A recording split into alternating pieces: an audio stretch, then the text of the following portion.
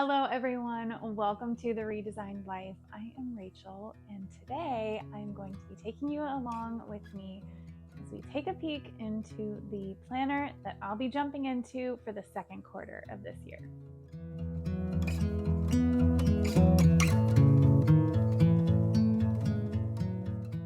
If you follow me at all on Instagram, you may know that I tend to switch up my planners just a little bit. And the planner that I was using at the beginning of the year just wasn't working for me anymore. So I will be switching into a Plum Paper A5 Vertical Goals planner. Now, just so you're aware, this is also very similar to the Plum Paper A5 Vertical Priorities Planner. So if that is the planner that you're interested in and looking to see a walkthrough of, you'll also find that this is almost exactly the same with just 2 pages that are different. So without further ado, let's hop over to my desk and take a look. Here she is. Like I said, this is the Plum Paper Vertical Goals Planner, nearly identical to the Vertical Priorities Planner. Their A5 planners start at $38 and go up from there depending on the layout, the customization that you choose, any add-ons that you select. One thing I love about Plum Paper is that they really do have a planner for everyone. You can stick to the basics for a more budget conscious option, or you can get a little fancy like I did if you're okay with spending a little bit more. There's really just such a wide range of options for anyone and everyone. So you see here that I chose their new hardcover option. I have used Plum Paper in the past, and if I'm being honest, I was never a huge fan of their covers. Here is the planner that I used last year, and you can see that the cover is just a little bit more flimsy. It is very durable, but it's just a little bit more flimsy than I prefer. In the past, the cover would come with an additional layer of clear plastic over it to add some protection. I took that off of this one, so you can just see that it's a very thin synthetic material. And what I ended up doing last year, this is the original Plum Paper cover, but what I ended up doing last year is I did switch this out because these covers are removable. But I did end up switching this cover out with an Erin Condren A5 cover.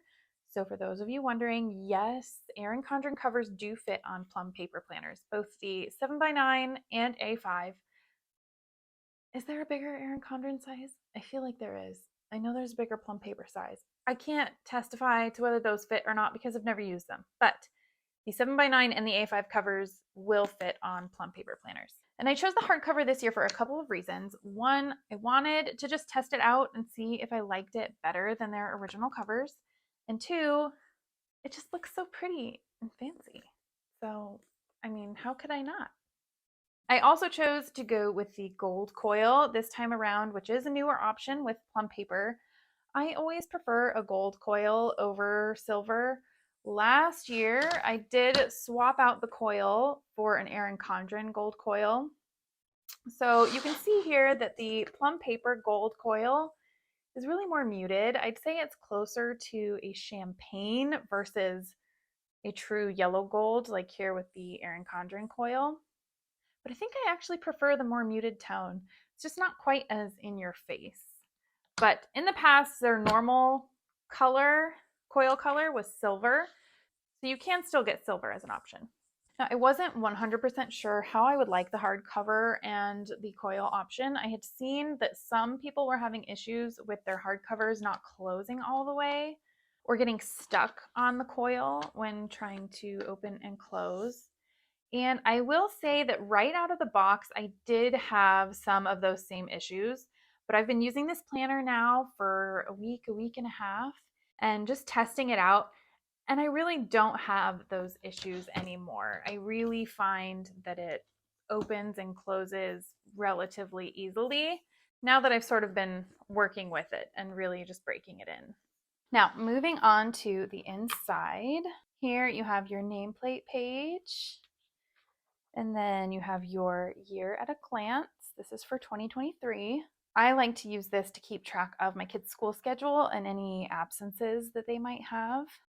We have special dates, which gives you a box for each month. I've never really known what to do with this page. I think this year I'm going to write in like the most important highlights from each month. And then you have another one of those pages without the month labels. So you can really do anything with this page. Again, I'm not quite sure what I'm going to do with this yet, but we'll see. And by the way, this is the modern color scheme. They do have another colorful option, but this one is just a bit more muted and more my vibe. You get these 6 colors rotated twice throughout the course of the planner. And then we move into the heart of the planner. Now, another thing I love about Plum Paper is that you can start your planner at any time. So, for example, if you're ordering a new planner, say in March, for whatever reason, maybe your old planner wasn't working for you anymore, then you can have the planner start in March. You don't have to start it in January or at the academic year start. You can start it any month of your choosing. Now, I did have it start in January, even though I did order this in March. And that is because I wanted to transfer my planning and information from the planner I was using into this one. I don't want to have to go through a different book if I don't need to know what I did on January 18th, you know? Also, I know that come December, if I'm lucky, or more realistically, July, I'll likely be switching it up to something new. So I didn't need my planner to go any longer than December. So I'm going to go ahead and show you the insides of this planner starting in April. So you open the tab and over here you have the very standard Plum Paper monthly overview page. And then over here is where this layout stands out. So on your regular vertical priorities, which is what I used last year, I'll show you. When you open the tab, you go to a plain lined note page. But here you get a goal setting page. So you're able to break down one big picture goal into smaller mini goals.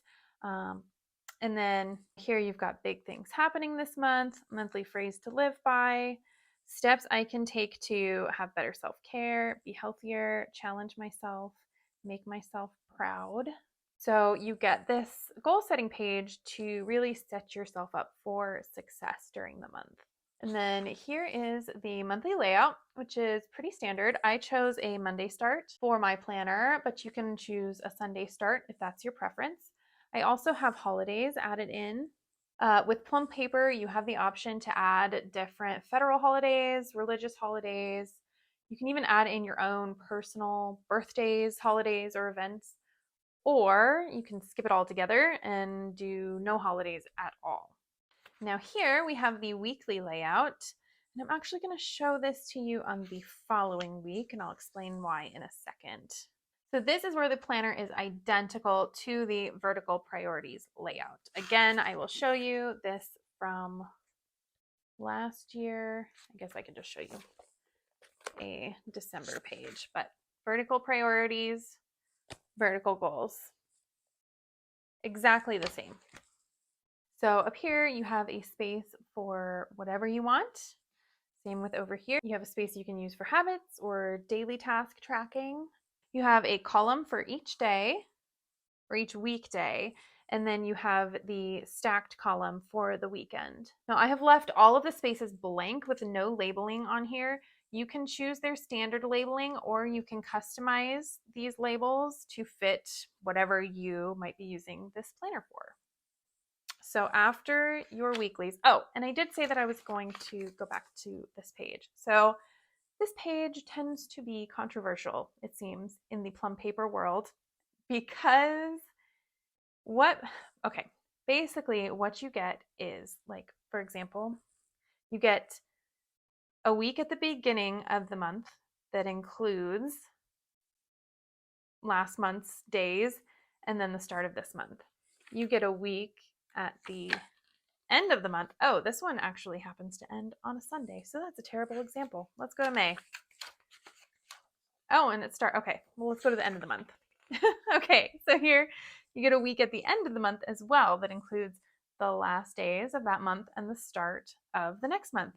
And then going into the following month, you get that same exact week repeated.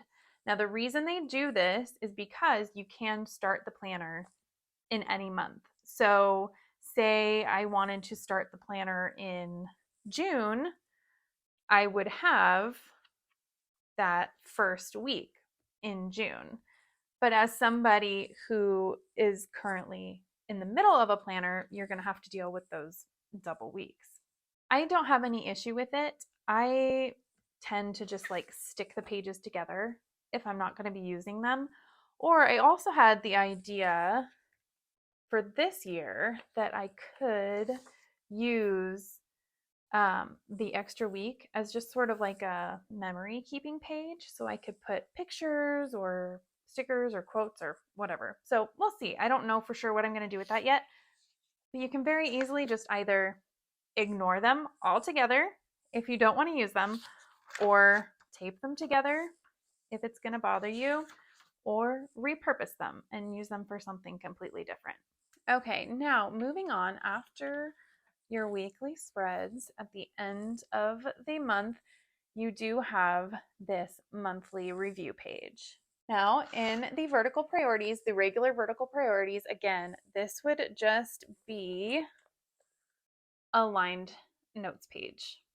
But in the vertical goals planner, you have this past month in 3 words. I hit my goal, yes, or no, but I will, and why. And then you have a place here to write your monthly favorites. So, thing I did, act of kindness, place I went, thing that surprised me. You have a spot for what challenges you faced. Then you have a wellness scale. So, happiness, fulfillment, calmness, energy, productivity, and health. And then a section for what can I improve on. What intrigues me about the goal setting aspects in here are how simple they are. It's one big goal for the month. Maybe you could split it into a couple of different goals, but you're not diving too far into your inner psyche anytime you go to set or review your goals. You can just keep it really simple and quick. Now, will these goal pages do anything for me? I honestly have no idea. I have not had a great relationship with goals or goal setting for most of my life. So I have no clue if this will be helpful, but I figured I would just try it out, see how it goes. Worst case scenario, I just ignore those pages every month, and all I've lost is a couple of dollars on the base price difference of this layout versus the regular vertical priorities. Now you get through all of the months, and then here I have a notes section that I added on. I was able to add 50 additional pages to this planner. Now, I will note that if you choose the regular synthetic cover, I believe you can add 80 additional pages. And I think just because the hardcover is much thicker and more substantial on the coil, they limit you to 50 additional pages, which that's fine with me. So I chose to add 50 dot grid pages. I really enjoy the bullet journal method for daily planning, so that's what I plan on doing back here. Then at the very end of the planner, you have a My Contacts page. So 2 sides for that. You have a passwords page where you can do your website username and password. And then you have your year at a glance for the following year. I greatly appreciate that they include this. This is something that I reference pretty often when trying to make any future plans. So I love that that is here. And last but not least, they do include a double-sided pocket here in the back. You can see that I have some Hand Can Plan stickers here that I'm going to be using soon. And I will also use this to store any school paperwork that I might need to fill out for my kids' school, or mail that I need to do something with, etc. And that is it. And there you have the full and complete walkthrough of this Plum Paper Vertical Goals Planner. I hope that you all found this video helpful. If you did, click that subscribe button so that you don't miss any of my future videos. I will also be posting a plan with me very soon, so keep a lookout for that. And until then, thank you so much for joining me today. I hope that the rest of your day is as amazing as it can be, and I'll see you guys again soon. Bye!